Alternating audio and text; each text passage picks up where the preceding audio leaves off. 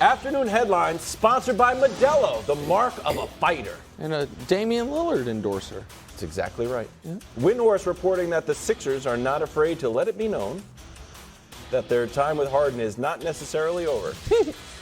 Nick, do you expect the beard to start the season? You know how I know, that my dear friend Brian Windhorst has, I'll call it, significantly more credibility in the NBA community than me? When something that I said on this show doesn't make the traction, but Wendy says it and we're reporting it. That's true. Well, no, it's fine. I get it. By the way, you tried to sneak that in yesterday. He does. You're like, I can report it too. I'm like, exactly right. I said it, but that is and Wendy is, in my opinion, the best in the business. I think Wendy probably could have a whole separate feed of things he knows that he doesn't say. That would be one of the most interesting. So, unlike the Lillard thing, Brew, and I think we're going to be aligned here, I 100% could see happening. I'm not saying it's 100% happening, but I think this is a very different type of trade demand because James Harden is not a superstar anymore. James Harden could have been a free agent this summer. Clearly, there was not a market for it, and Philadelphia, rightly or wrongly, believes that he is greatly incentivized to play as well as he possibly can for whomever he's playing for if he's ever going to get another contract. And they don't mind the idea of having him and Tobias come off the books next year, and all of a sudden they have two max cap spots.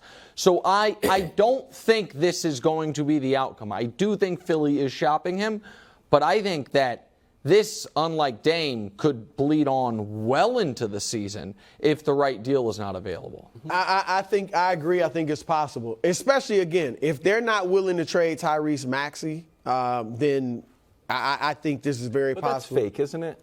Like, we're no way Tyrese Maxey. That just. I think so, but, we'll see. But I do think it's fake because I think they trade him in the right deal. But James Harden has to, if you look at the Clippers, okay, they're not giving up. I wouldn't give up Paul George or Kawhi Leonard for James Harden. Correct. Mm-hmm. So because the reason why I brought up Maxey is because that would be a vehicle to get Damian Lillard. Yeah. And then your trade with the Clippers could just be for role players, Norman Powell, Terrence Mann, etc. But if I don't trade Maxey and get Dame, then I don't necessarily want that trade from the Clippers, just for the role players. Okay, so but Harden has to say, okay, even if I go to the Clippers, or who else out there? Chicago, I don't know. Neither of those situations, I like him with the Clippers, but it's not necessarily better than Philadelphia. Because at the end of the year, you're going to be a free agent regardless.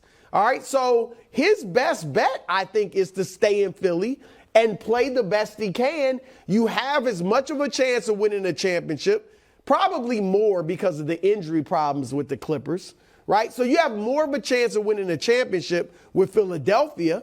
You play well, maybe you get to the finals or get to the conference finals for the first time with Embiid, and now your value is more next season in free agency, or maybe you stay in Philadelphia for big money. So I think he has to look at it and say, as angry as I am that they wouldn't tell me what they were going to offer me, this still might be my best chance to have a big season next year and go deep in the playoffs. So you're big on Daryl already proved that he's willing to be patient, and he was with Ben Simmons. Hasn't James Harden already proved, I will come out and play hard for a few games, and then I will give up and I think he's in a very different spot in his career. I think that when he did it with the Rockets, he was coming off 5 of the previous 6 seasons. He was a top 5 MVP finisher. Right. When he did it with the Nets, it was that team looked awesome the year before in the very limited time they were together, and B, everyone was kind of like, oh, he's just sick of everything that's happening with the Kyrie thing. Right. And he knew Daryl was waiting there with open arms. You know what I mean? He is now in a spot where all he had to do was click yes and be a free agent. And his agent clearly told him, not a market right now. Right. And this is an odd spot.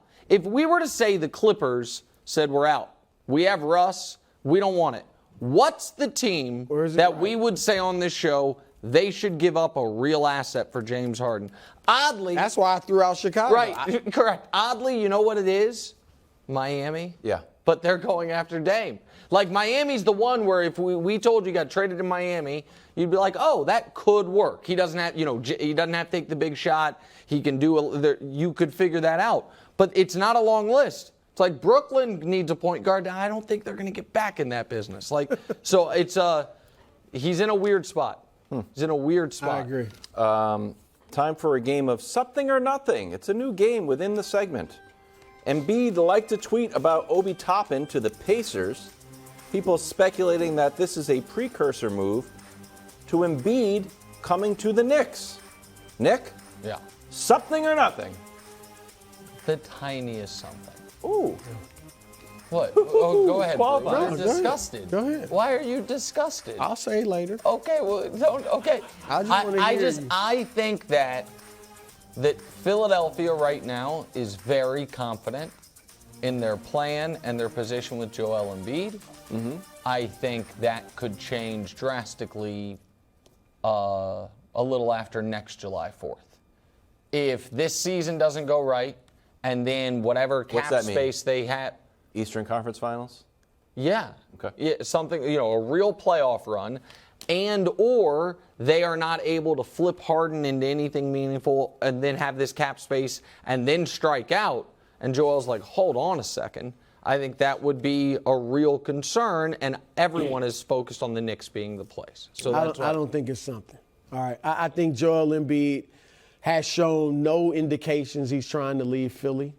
I think he has shown indications that he's loyal and appreciative of what that franchise has done. They stuck with him when he didn't play for the first 2.5 years. True. All right. And Tyrese Maxey, who we think could become a star. You got him, and you might, as you said earlier, have cap space, max cap space next offseason. So, and to me, this is just typical Knicks. All right. This is they're always trying to pilfer, but they want Joel. They're always trying to pilfer another team star. LeBron, Zion, Donovan Mitchell. Now it's Embiid. Before that, years back, it was Chris Webber, Grant Hill. They have to understand. How about doing what other teams do and build your own team? All right, and stop thinking every star free agent wants to play for the Knicks. Yeah, because they don't. But Wildes, have you check out Giannis's likes? Ooh boy, that's the next man up. Oh boy, to New York. Okay. Fortunately, Ramsey just quit the show. Sorry, Ramsey, but it's true. Ramsey's our resident. The truth hurts, but it also helps. Does it? Was that what your dad is? Was that one of the things you told and your you just start doing your work? Yikes. Thanks for watching. Subscribe here to get more from the show and to check out clips from other shows on FS1.